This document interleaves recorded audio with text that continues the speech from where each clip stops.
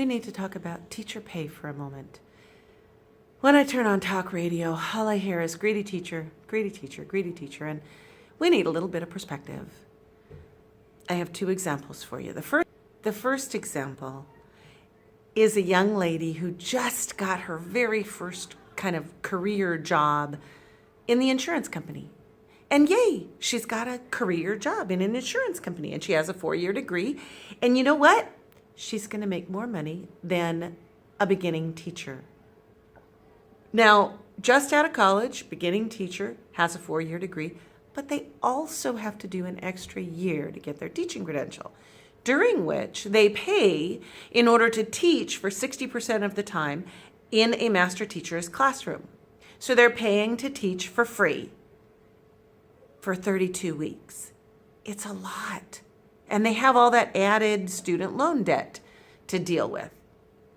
And they get paid less than these other industries, these private institutions, which, yay, they pay a living wage. That's awesome. But I'm being called a greedy teacher when I'm being paid less. That doesn't make any sense.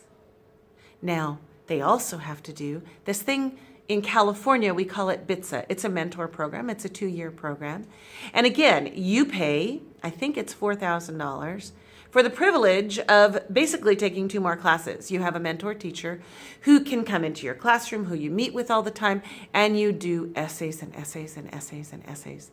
I've been a mentor teacher. I've done the BITSA program. It can be amazing. My first year working with it, we got all the tools, we used them, we got together, it was fabulous. It was wonderful. And there wasn't a ton of paperwork to do. But then the second year, it was all paperwork. So you're paying all this extra money to work as a teacher and take yet more classes instead of just being mentored and having a great time and learning and being a teacher. My own personal experience is when I had been teaching about 20 years, I think. And a friend of mine graduated from college, got his first job out of college. And mind you, I had been teaching 20 years. I also had 42 units over and above my bachelor's, because that's how you get raises as a teacher.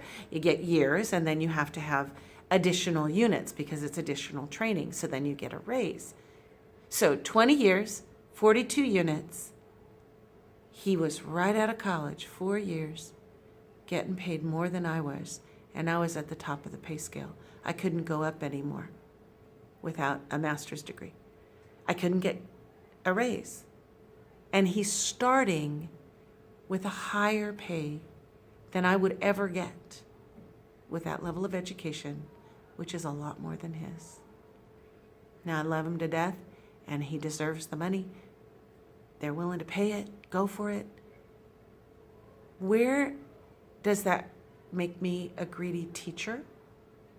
When I ask for a raise, I'm told there's no money in the district. I ask for a raise so that I can be remotely commensurate with some other people with the same degree of education. You know, I'm never going to get paid the same as someone with my education. It's just not going to happen. And I'm okay with that. It's my choice. I like to teach. I love to teach. I love my kids. I think they learn. I hope they learn. But are you treating me as a professional? I don't think so. You're definitely not paying me as a professional. It's very, very clear when someone right out of college gets paid more than you do.